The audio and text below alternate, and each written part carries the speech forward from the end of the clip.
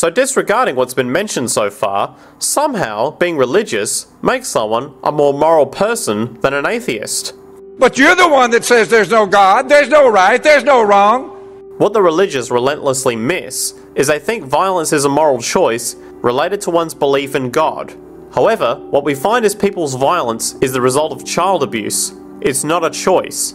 Furthermore, the market social system is based on violence, two parties both attempting to gain the better end of the deal. The idea that believing in God will make you more moral is equally as ridiculous as believing forms of punishment, such as jail, will correct violent behaviour. The only appropriate attitude for man to have about the big questions is not the arrogant certitude that is the hallmark of religion, but doubt. Doubt is humble, and that is what man needs to be, considering that human history is just a litany of getting shit dead wrong. This is why rational people, anti-religionists, must end their timidity and come out of the closet and assert themselves.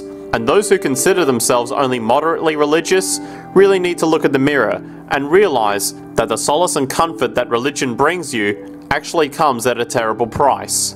If you belong to a political party or a social club that was tied to as much bigotry, misogyny, homophobia, violence, and sheer ignorance as religion is, you'd resign in protest. To do otherwise is to be an enabler, a mafia wife, where the true devils of extremism that draw their legitimacy from the billions of their fellow travellers. It's been science that has been solving problems, and religion leeches off scientific understandings to unnaturally exist, like an air conditioner attached to a church in summer. Lighthouses are more useful than churches. Hi, my name is Albert Gross. I was wondering if you might have a moment to discuss your eternal happiness. Yeah, sure. Come on in. Through a global preaching campaign, God is making known the good news about His kingdom governed by Jesus Christ.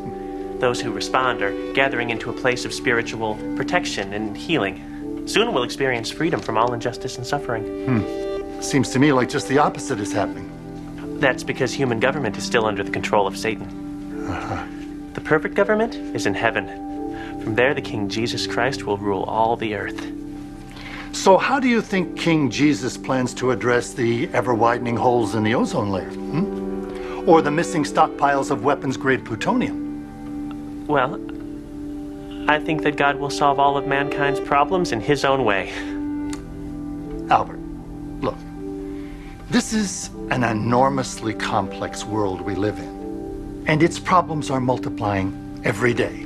Now, we're not going to solve those problems by going door to door and asking people to get down on their knees and pray to the sky. Shouldn't a bright young man like you be doing something constructive? I'm going to write down a couple of websites for you to check out that will hopefully enlighten you a little bit. On the subject of the existence of religious prophets, such as Christianity's Jesus, Islam's Muhammad, they may have existed in some way in history. However, religious people will think that gives them a foot in the door regarding their logical offences. Fictional miracles and nonsense like a virgin birth, riding a magical flying horse, walking on water, angels, the vague self-referring cult language like God and the Holy Spirit, which is ignorance attempting to disguise itself as wisdom, talking snakes, water into wine, cannibalism, rape, slavery, mental slavery, killing of babies, female slavery. The whole subservient, cook, clean, take your shoes off, and grab you a beer as soon as you walk through the door. Really? I do. Oh. So you do everything you can to take care of your man. So whatever he says, do it. Okay, stand up, take your top off. Hey, it works. Of course, gender inequality can also go the other way. There are females who worship themselves simply because they're female. In the extreme, it's the assumption that the male gender is simply evil. Anytime a man has sex with a woman, it's rape. It's impossible for a woman to rape or be violent towards a man. And since men always enjoy sex, they wouldn't care about being raped by a woman. Men will supposedly learn something by being raped by other men in jail. Male violence against women in video games is highlighted, while men being violent to men in games is ignored. The feminist movement hopes to promote the female gender as superior to the male, which is the promotion of division, not equality like it will claim, along with the promotion of minority groups in roles to fit an equal representation quota rather than a quality output quota. What is needed is not one gender or race to be considered better over the other, but for us to work as a team for our survival. In a hunter-gatherer situation, for example, the male role as the strong hunter and leader and the female role as an elegant carer is not sexist, but reality. Because men are physically stronger than women and generally are more interested in science, this shouldn't imply that women have no strength at all or are just stupid and can't use reason. Men and women have different biological roles, and women don't have the role of leadership for the most part. In a possible open source society, the role of the leader is actually not fit for a single man like we see with nations today. As our society becomes increasingly more complex, it would be too arrogant to honestly say that we can be led by a single human male because of our own biological limitations. Instead, we must be led by science, what is true through continuous testing. Of course, science is a field dominated by men, but that doesn't mean it's strictly a men's-only club. But there shouldn't be a push for either men or women to do certain jobs that we aren't suited for. We should not be led by the gut feeling of political agendas on the left or right. Politics is obsolete.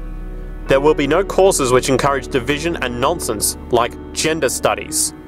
When women are presented as strong and sexy in media, this is considered as bad by feminists, and that it's violence against women because it promotes rape culture or something.